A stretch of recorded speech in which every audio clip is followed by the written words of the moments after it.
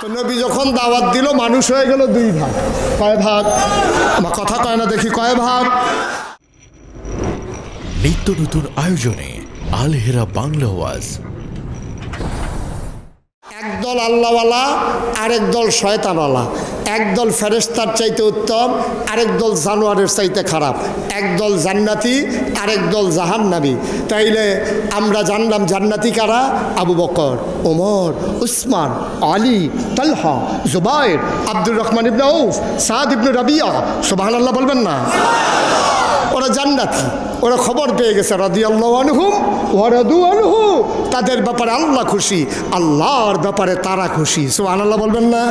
তাহলে এই প্যান্ডেলে আমরা যারা আছি, মঞ্চের সামনে বসা দাঁড়ানো এবং মহিলা প্যান্ডেলে আমার মায়েরা বোনেরা যারা আছি, আমরা কি এই আবু জেহেলের বংশধর নাকি আবু বকরের বংশধর?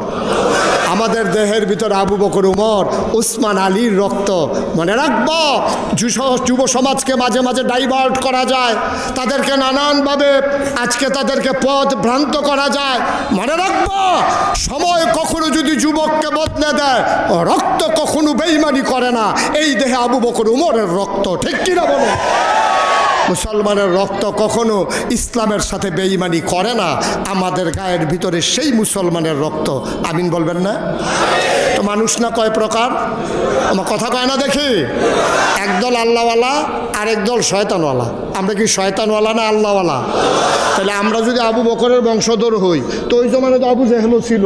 তাহলে আবু জেহেলের বংশধর কেডা, এটি একটু খুঁজা বার করা দরকার আছে। এটি পলেশ কেডা কেডা, এটি নাম দিয়ে জানার দরকার আছে। আমরা এখানে তো আমরা সবাই আবু বকরের বংশধর, উমরের বংশধর। আমরা সবাই কি শয়তানওয়ালা না আল্লাহওয়ালা? আমার কথা কয় না দেখি, শয়তানওয়ালা না আল্লাহওয়ালা? তাহলে শয়তানওয়ালাগুলো কারা? আবু জেহেল, আবু লাহাব, উতবা, সাইবা, তাদের বংশধর কারা? জানার দরকার আছে নাকি নাই? কয়েকদিন আগে একটা পাওয়া গেছে ঢাকা ইউনিভার্সিটিতে।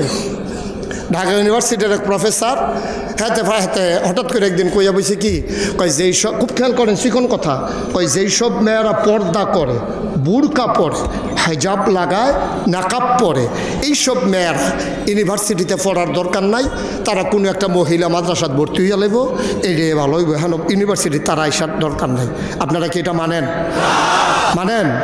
মনে করেন এই হুজুরের একটা মেয়ে খুব মেধাবী, তো সে ইউনিভার্সিটিতে চান্স পাইছে, পর্দা করে, এই জন্য কি সে পড়তে পারবে না? আমার কথা কেনা পড়তে পারবে না? এখন তো সেই লোক তো এই কথা বলে ফেলছে যে পড়তে পারবে না। সেমিনারের নামে হল রুমের ভিতরে শত মানুষের সামনে সে তো এই ঘোষণা দিয়ে দিছে যে পর্দা করলে, হেজাব পড়লে, নাকাব পড়লে ঢাকা ইউনিভার্সিটিতে পড়ার দরকার নাই। আমি বলেছি, তুমি কোন দেশে বৈশা কথা বলো, তোমার বোধহয় আন্দাজ নাই। এই দেশটার নাম বাংলাদেশ, ঠিক কিনা বলো? এই দেশে শতকরা 92 জন লোক মুসলমান। এই দেশে সবাই আশার নামাজ পড়ে দুরুদ পড়তে পড়তে ঘুমোতে যায়। এই দেশে ডেংটির বদলে লুঙ্গি পরিয়েছে হক্কানি পীর মাশায়েখের আলেম ওলামারা। এই দেশে হরারামের জায়গায় কলমা পড়িয়েছে হক্কানি পীর মাশায়েখেরা। টিকির বদলে টুপি পরা শিখিয়েছে, হরারামের জায়গায় কলমা পড়তে শিখিয়েছে। যেই দেশের মানুষগুলো শ্রীর জায়গায় মোহাম্মদ লিখতে শিখেছে, আশার নামাজ পড়ে দুরুদ পড়তে পড়তে ঘুমোতে যায়, ওরা যারা ওই আপনার আশা ফজরের আজান শুনলে আবার ঘুম ভাঙে।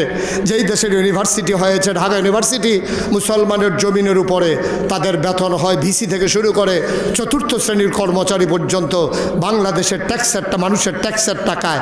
সেই দেশে, মুসলমানের দেশে, তোমরা শতকরা 92 জন লোক মুসলমানের দেশে, তুমি ঢাকা ইউনিভার্সিটিতে শীততাপ নিয়ন্ত্রিত কক্ষে বসে পুলিশ পাহারায় বসে বসে ইসলামের পর্দা, যেই পর্দার বিধান ফরজ করা হয়েছে, তোমার মেয়ে পর্দা করুক আর না করুক, তোমার বউ পর্দা করেন, এটা হলো ভিন্ন কথা, কিন্তু তুমি পর্দার বিরুদ্ধে কথা বলো, বাংলাদেশের জমিনে কত বড় দুঃসাহস তোমার। আমি বলেছি, ঢাকা রাজধানীতে শীততাপ নিয়ন্ত্রিত কক্ষে বসে পুলিশ পাহারায় ইসলামের বিরোধিতা করা সহজ। পাল্লে পলাশের জমিনে এসে বলো পিঠার চামড়া নিয়ে ঢাকা যাওয়া যাবে না।